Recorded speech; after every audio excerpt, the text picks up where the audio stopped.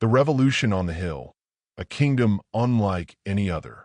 What if I told you that the most powerful political, social, and spiritual revolution in history didn't begin in a palace, a temple, or even on a battlefield, but on the side of the hill?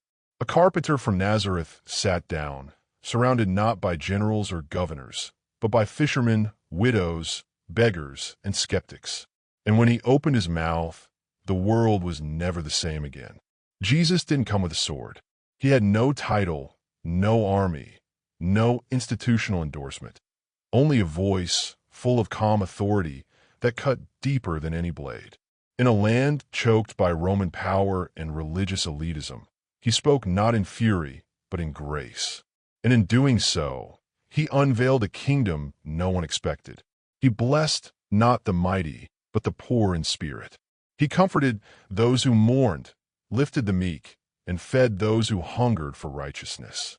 He exalted the merciful, the pure in heart, the peacemakers, and yes, even the persecuted. It wasn't just a sermon.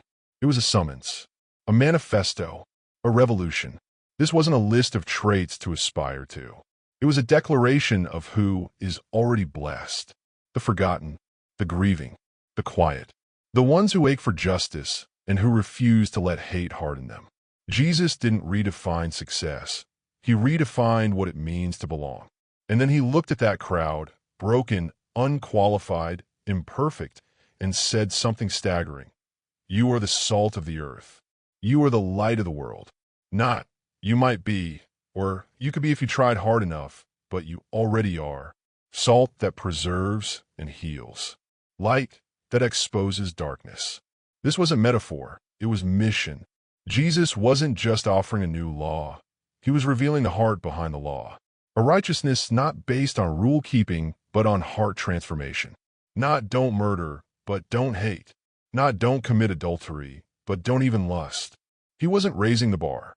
He was changing the measuring stick. He wasn't after behavior modification. He was after surrender hearts. He wasn't impressed by public piety. He was calling people back to the secret place, where only God sees, where prayer isn't performed, but poured out, where generosity doesn't ring with self-importance, but flows from quiet sacrifice. Then Jesus said the unthinkable, love your enemies. Not just tolerate them, love them, bless them, pray for them. This was no passive spirituality.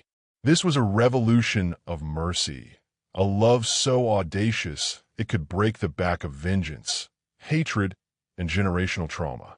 Because in Jesus' kingdom, it's not about winning. It's about witnessing, not conquering, but transforming. And you're never more like your Father in heaven than when you love someone who won't love you back. He taught them how to pray, not with rehearsed lines, but with a revelation, our Father, a holy God who draws near, who provides, forgives, protects. A prayer not for spectators, but for participants in heaven's unfolding story. And as he drew the sermon to a close, Jesus didn't soften his message. He called out the religious facade, warned of false prophets, and laid down the final challenge.